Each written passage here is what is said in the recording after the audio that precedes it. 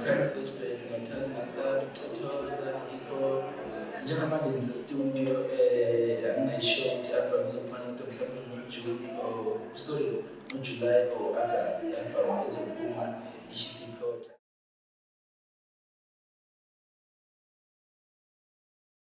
Okay, guys, for the first time in the history of the Wave Sessions podcast, so abambe wonke ama-artist akhona ku-lineup.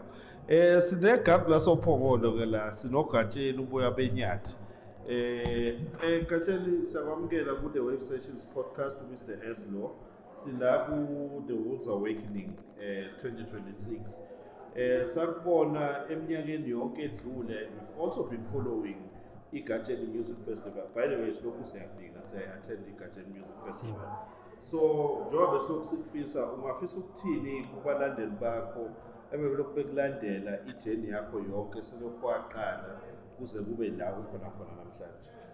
Ake ngiqale ngibingelela uGatsheni nje usushilo ungumculi kaMaskandi. Ngithanda ukuqinisekise lokho sengiculile ama-hit amaningana, abanye bayangazi kodwa futhi abanye bangazi kulona icala lokho kuyenzeka.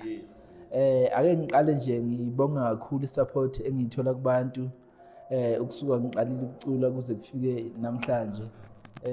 Konke kuhamba kahle ngendlela engibona ngakhona, abantu bangesekile, bayaqhubeka bayangeseka futhi nginalo ithemba lokuthi bazoqhubeka nakusasa bengeseke. Into yethu iya phambili kakhulu, nami ngeke ngize ngime ukubakhiqizela umculo obasebenzelayo.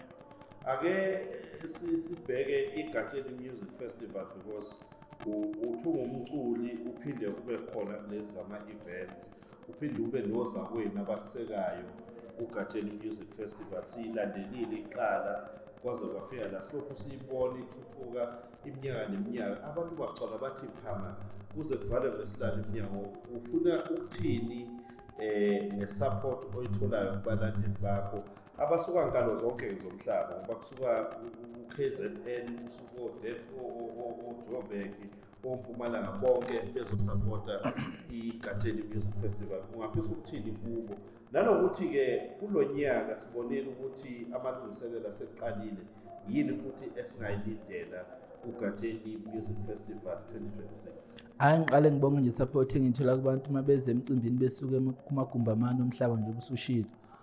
Angisakwazi ukubala isifunda ngasinye kodwa nje abantu bayasupporta kakhulu ey'ndaweni ezahlukahlukene, nakwi-local futhi bayasupporta, bayaphuma ngobuningi beze kwi-event. Lokho kusho lukhulu kithi. Nakulo nyaka umcimbi siqalile siyawuhlela njengamanje, ngoba ngikhuluma namathikithi ayatholakala and ase-cheap njengamanje. Njengoba i-general uyawazi uthola ngo-R100 kodwa kuzothi makuhamba isikhathi nama-price ethu ukuthi indlela e-right engeke ngiyicele kubantu ukuthi ngicela ukuthi abantu bephuthume beyowathenga amathikithi senethuba, bengazi begade isiminyaminya, bengazi bewathenge esebiza kakhulu. Yes, kanti kulithenga nje libe khona kuyakwazi ukuthi ulungiselele nawe kusenethuba. Ngiyafisa ukuthi abantu bephinde bephume ngobuningi nakulo nyaka, ngeke sibaphoxe, into izobe isezingeni eliphezulu kakhulu. Senze konke okusemandleni ukuyimisela ukuthi umcimbi ube sezingeni eliphezulu ezokuvikela, kuphephile lapha, abubikho ubugebengu obubikwayo emcimbini even after umcimbi. So abantu abaphume ngobuningi bezoseseka, angeke sibaphoxe. Ngomhla ka-3 October 2026 nakanjani ophongolo encintshana sobe sikhona kwi-event Gatsheni Music Festival. Kube kumnandi kakhulu, siphethe i-line-up eshisa bhe.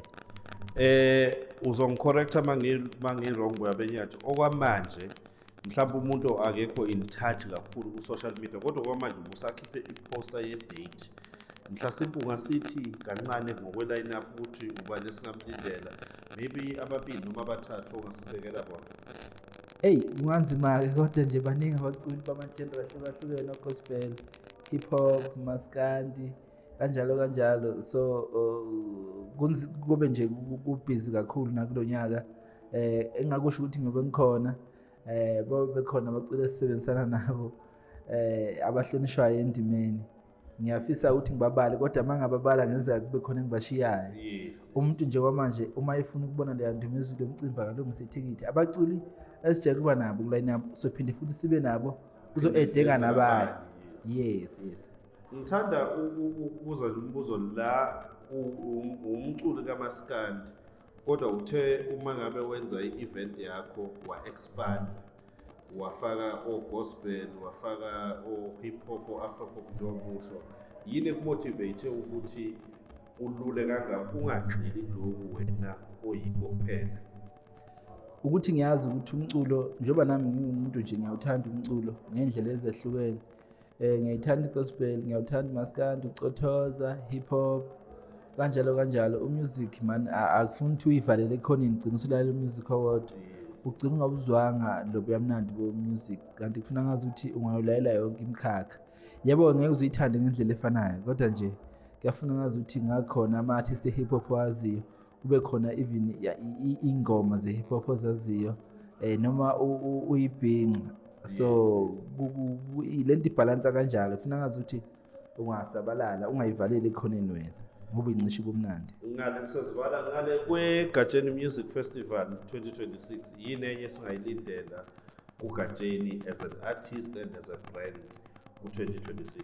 Njengamanje ngise-studio anginayisho ukuthi i-album izophuma kodwa mhlawumbe ngoJune ngoJuly or August i-album izophuma ishisa ikhotha abantu abalindele be-download nakulo nyaka sibhizi kakhulu ama-hit ayeza abantu ngeke bephoxeke. Uma ngicula-ke mina ngeke ngithinte imikhakha eyahlukahlukene ngiyafika kwezothando kwezokholo kwezomnsizwa kanjalo engazi ukuthi abantu bengalindela ngoba ngeke ngibaphoxe.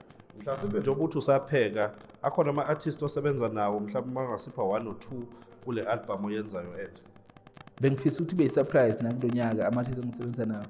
Bengifisa ukuthi nje umuntu ofisa ukwazi lokho elindele i-album nakanjani angeke ephoxeke.